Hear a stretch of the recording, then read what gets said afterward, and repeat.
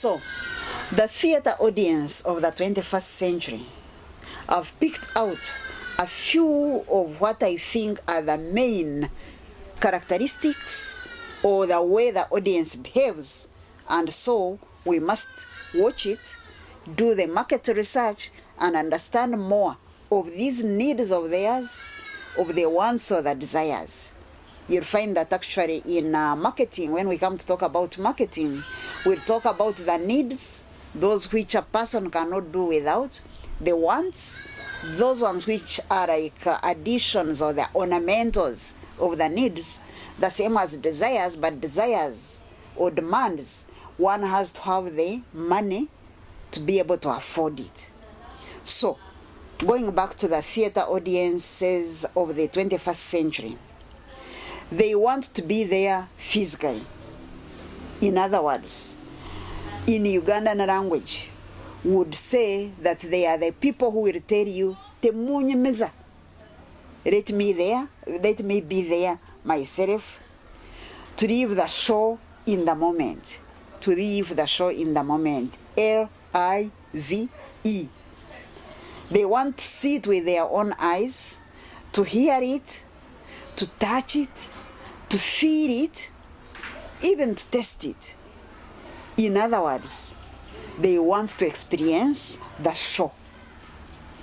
In this respect, I want us to read, if we have not yet read, Joseph B. Pine II's book.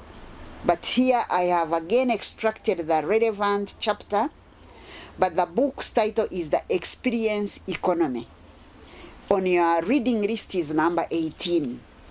So read about the experience economy. So in that case, where our audiences want to be there and feel it or live the moment, we, the theater makers, or we who offer these products in theater, can then strategize to optimize the opportunity to make theater, for example, educational, recreational, and entertaining. Because again, Kotler has listed these ones as needs of today, the 21st century. People want to be educated, yes? Maybe that's why we are also in school. People want to relax, and people want to be entertained. Again, let's take entertainment at the 4 levels of Cohen. That is physically, yes, but mentally, emotionally, and morally. 2, the audiences of today want to keep a reference of the memories that they live in the theater. Ask yourself, how can they keep these memories? Will it be on a DVD? Will it be on a picture, a photograph, which they may take with a celebrity? Will it be on the t-shirt, which they may purchase and wear, a cape, or the caps, the memorabilia, which we can buy? But they want to keep the memories, especially if it is a good memory. 3, our theater audiences love events. In other words, they don't just want to sit in the auditorium, listen passively, and just look lifeless. No. They want to be active. They want it participatory. We are very lucky in Uganda and Africa. Our theater was, in any case, our performances have always been participatory. But here, they don't just want to be participatory. They want it, if it is like a festival, then that is much the better.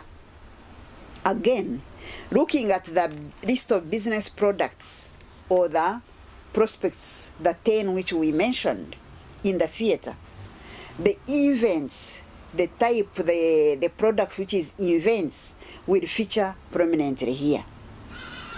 Besides the festival experience, audiences would want to watch or be involved in a variety of activities when they attend this event.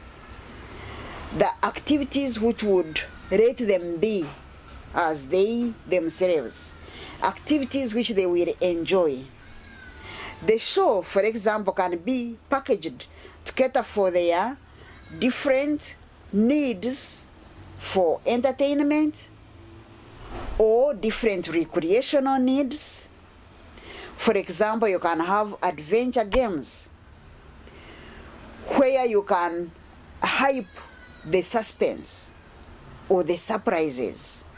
If, for example, I entered this theater hall and then there was a dark tunnel, but certainly, of course, you have to lead them safely to the places where they sit.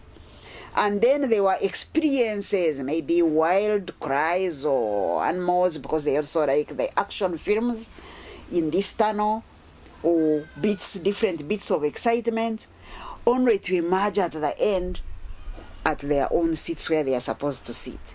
Isn't that one a bit of an exciting experience which is like a game, but it's also real and it offers a bit of suspense or surprise? You could also introduce riddling competitions, small quizzes, but which can match or which can be in the theme of the event itself.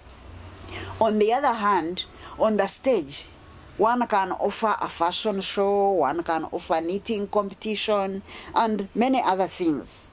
Yes, this is not originally what was theater, but the audience is demanding for it, or maybe we can say they want it or need it if it is recreational.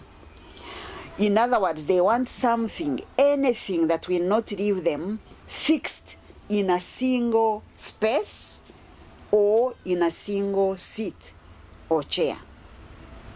The theater audience also of the 21st century want freedom. They can dress freely as they want. When we are going to the university in the mid-1980s, early 1990s, it was like a ceremony to dress for theater. People would dress in their Sunday best and go to watch theater. But nowadays, people maybe want to dress down casually and go to theater.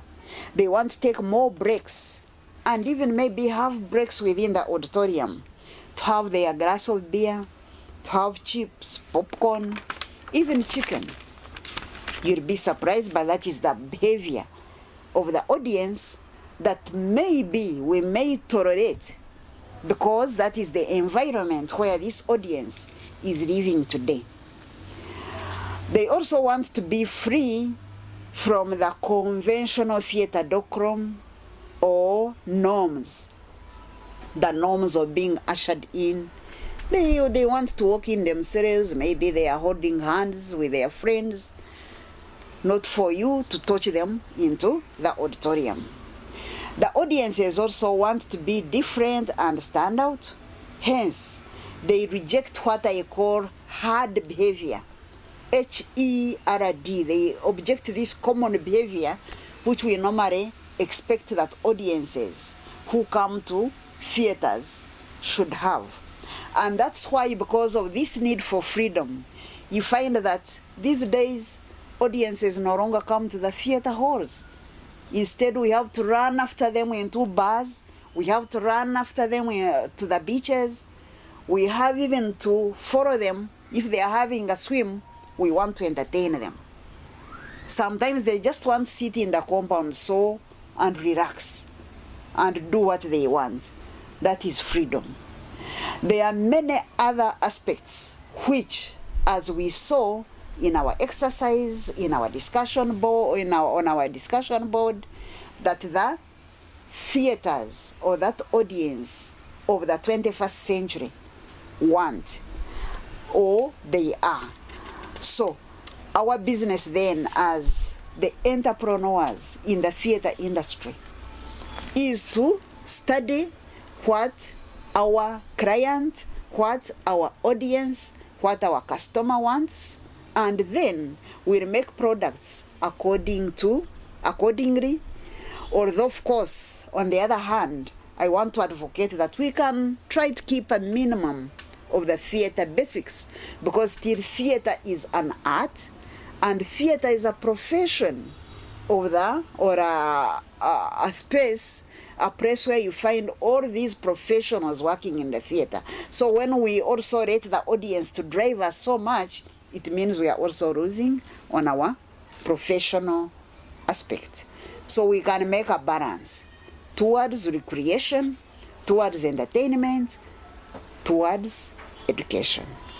Thank you very much. See you next time.